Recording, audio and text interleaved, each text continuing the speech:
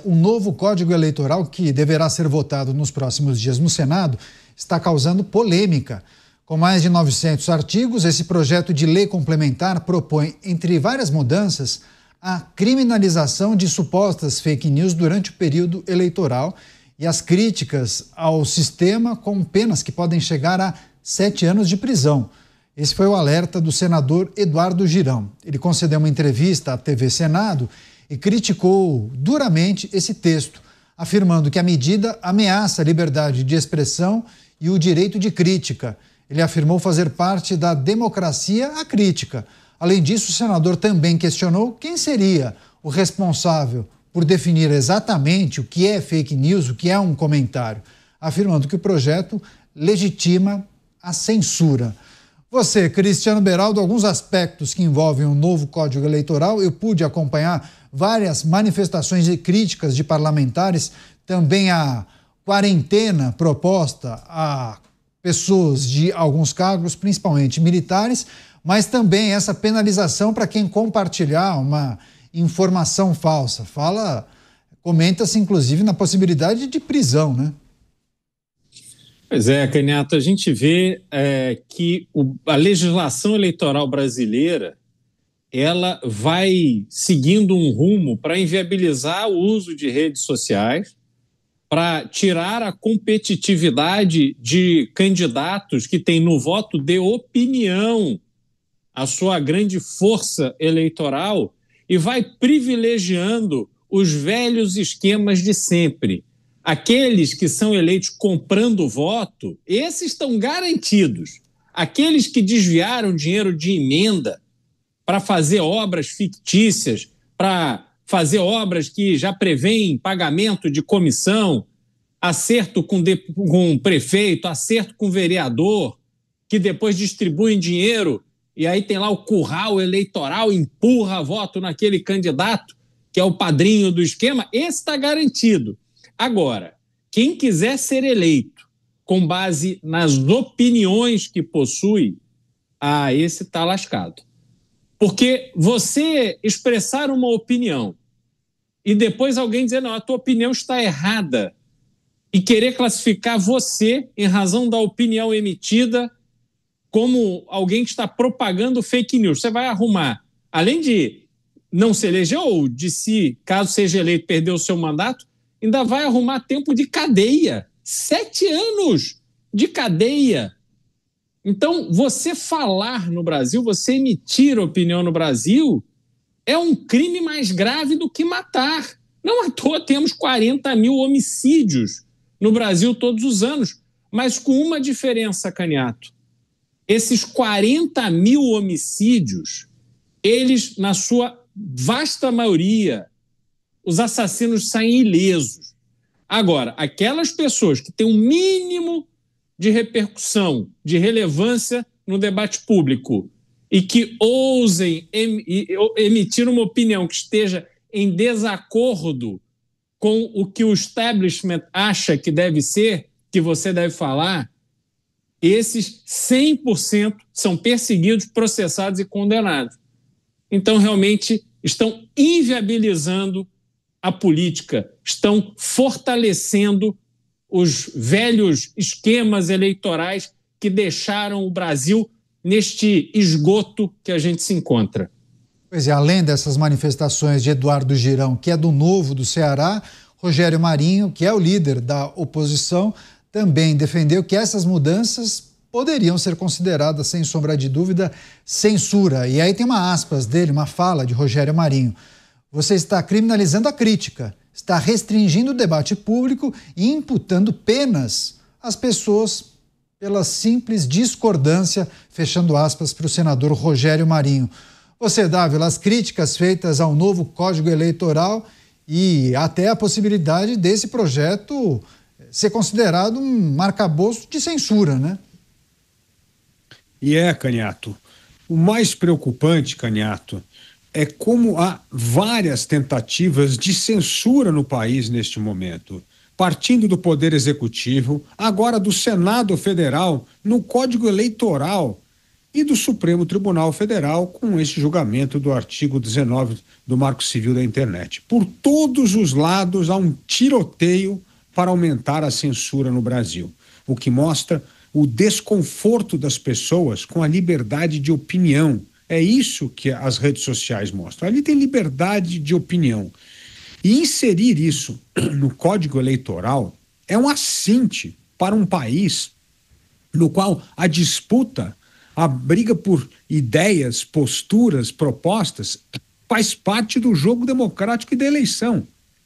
E eu vou suspeitar aqui que o principal ponto que eles querem chamar de fatos inverídicos é justamente criticar como que alguns deputados usam suas emendas para, vamos dizer assim, direcionamento muito paroquial. E isso vai parecer agora como fake news. O medo, o grande medo é que a palavra, a liberdade de expressão seja usada para trazer a transparência, que inexiste, por exemplo, nas emendas parlamentares. E isso possa vir a ser, lógico, motivo de campanha política para constranger e fazer com que seu adversário reaja. Portanto, está de parabéns o senador Girão e o senador Rogério Marinho, que atentos a um artigo, entre 900 artigos, o Código Eleitoral que estão propondo, Canhata, tem 900 artigos. Dentre esses artigos, esses dois senadores alertam para a introdução da censura ao dizer que fatos inverídicos podem dar até 7 anos de prisão. Isto é uma forma de cercear a liberdade de expressão e de opinião, algo garantido na cláusula pétrea da Constituição, no seu artigo 5º. E uma eleição é um processo de tiro curto, né? Fico imaginando o departamento que vai fazer o monitoramento para apontar se aquele fato é verídico ou não. Uma comissão da verdade que vai ser montada simplesmente para verificar as postagens de todos os candidatos. Vai lá, Dávila, depois eu passo para o Mota. Não, Canhato, não vai precisar, porque declarando o artigo 19 inconstitucional, se eu sou candidato e eu me sinto ofendido pelo que você escreveu, eu posso pedir imediatamente para remover o comentário. Olha que absurdo. Olha o clima que nós vamos entrar numa eleição democrática no Brasil. Qualquer um que se sente ofendido agora não tem mais ordem judicial. Eu posso ligar lá para o portal e falar assim, opa, tira o conteúdo do candidato que está me atacando.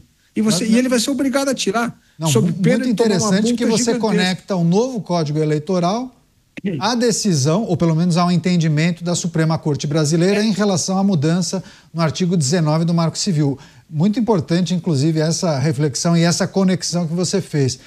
Você, Mota, os apontamentos e as críticas feitas por alguns senadores em relação ao texto do novo Código Eleitoral. 900 itens, né? É mudança beça.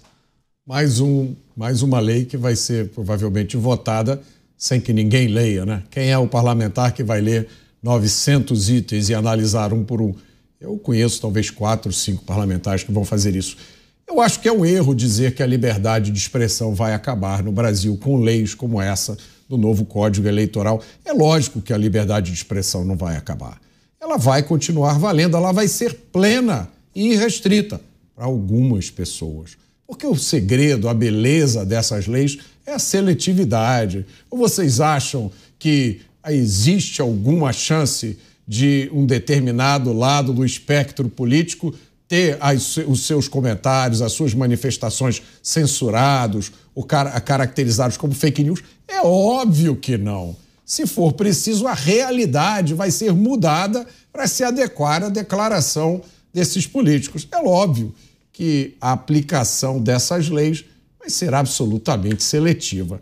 É inacreditável, nós estamos em 2025, é inacreditável, eu jamais imaginei que isso fosse acontecer, que em 2025 nós precisássemos lembrar de novo a importância da liberdade de expressão, mas é isso que está acontecendo. Se essa regulamentação, esse novo Código Eleitoral e várias outras leis que estão sendo discutidas nesse momento, leis e decisões judiciais, se tudo isso realmente prosperar, vai significar o fim da liberdade de expressão. Porque um comentário, um mero comentário em rede social pode gerar multas milionárias que levam a pessoa à falência, podem gerar perda de mandato, cassação, inelegibilidade e até cadeia, meus amigos, até cadeia. De novo, o Brasil é um país onde assassinos são condenados a 6 anos de prisão, ficam 1 ano na cadeia e depois vão para a rua. Aí matam de novo, são condenados de novo, passam mais 1 ano e vão para a rua. Essa é a rotina do Brasil. As nossas ruas estão cheias de assassinos, de criminosos selvagens que deveriam estar presos. Esse mesmo país, o Brasil, é o país que quer multar, caçar, colocar na cadeia pessoas pelas palavras que elas dizem. O que você disse é fake news, é mentira, você precisa ser preso por isso. São propostas de lei totalitárias. Não há outro adjetivo. São propostas de lei e decisões judiciais incompatíveis com o Estado de Direito, que colocam na mão do Estado um poder gigantesco. Há, inclusive, pessoas bem intencionadas, pessoas de bem, e eu conheço algumas, que ficam revoltadas com algumas coisas que elas veem nas redes sociais.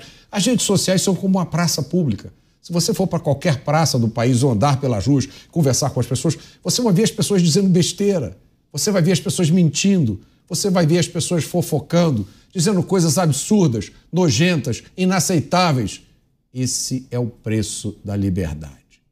Agora, quando você decide colocar a responsabilidade pelo que pode ou não pode ser dito na mão do Estado, que é o que muita gente ingênua está querendo, você precisa pensar numa coisa: como esse poder vai ser usado. E se você quer ter uma ideia de como esse poder vai ser usado, basta olhar o que está acontecendo com o humorista Léo Lins.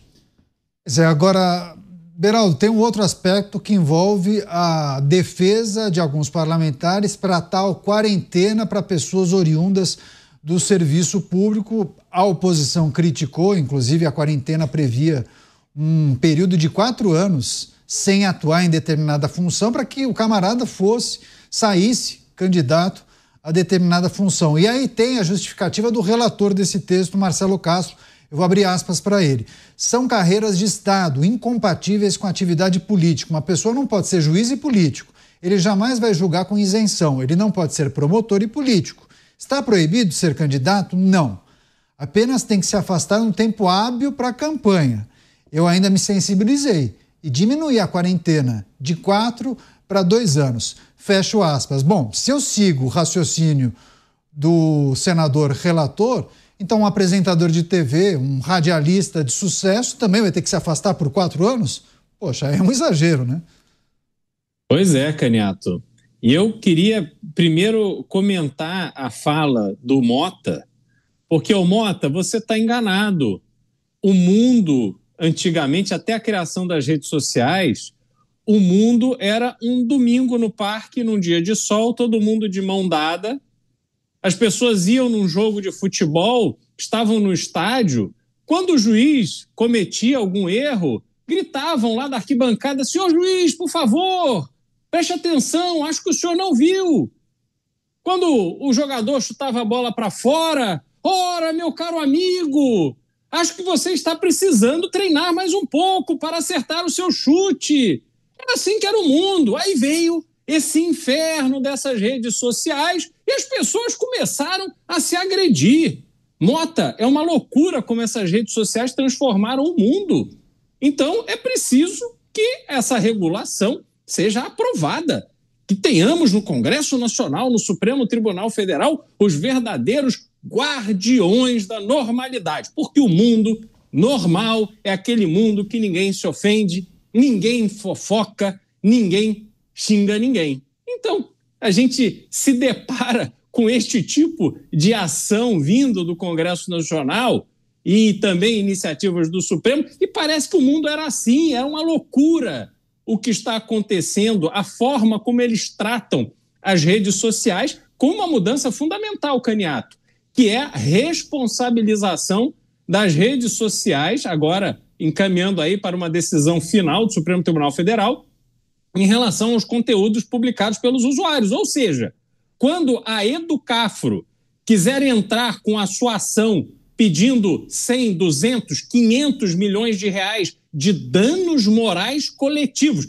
mas que não vai para quem foi ofendido, não, vai para ela e a outras organizações do tipo, agora elas podem, porque vão entrar contra essas plataformas de rede social, que são empresas, obviamente, com um caixa bastante robusto. Então, Caniato, a gente vai vendo que essas decisões são decisões que têm um endereço certo. São decisões que querem criar um tipo de ambiente no Brasil que enfraquecem os inimigos dessa turma e favorecem os amigos. Nós estamos caminhando, a partir de legislação como essa, para um Brasil cada vez mais desigual e mal representado. A população brasileira hoje sabe o que é um voto de opinião, sabe a importância do seu voto. Muitos ainda, é verdade, estão negociando o seu voto por causa de R$50. Mas há parcela crescente, a cada eleição, mais pessoas têm consciência de que precisam escolher de forma adequada aqueles que os representam nas várias esferas do poder público. E aí, só para finalizar, sim, comentando a sua pergunta, Caniato, em relação a essa decisão da quarentena, uma coisa é importante: não se pode usar cargo público com um objetivo político. Então, quando você tem um político que quer aparecer porque ele quer ser popular e disputar uma eleição, obviamente, as suas decisões começam a ser motivadas não pela lei, não por aquilo que ele deveria se ater, mas já com este cálculo político. Isso serve, por exemplo, para delegados, enfim, uma série de posições que não podem sofrer esse tipo de influência externa. Agora, onde está o risco? Justamente onde você falou. Pega-se algo que é importante ser discutido e amplia-se isso para inviabilizar qualquer outro que possa atrapalhar a eleição daqueles que são parceiros do sistema. A gente vai seguir acompanhando o avanço dessas discussões em torno do novo Código Eleitoral, mas os nossos comentaristas falaram muito, sobre uma discussão que acontece na Suprema Corte Brasileira.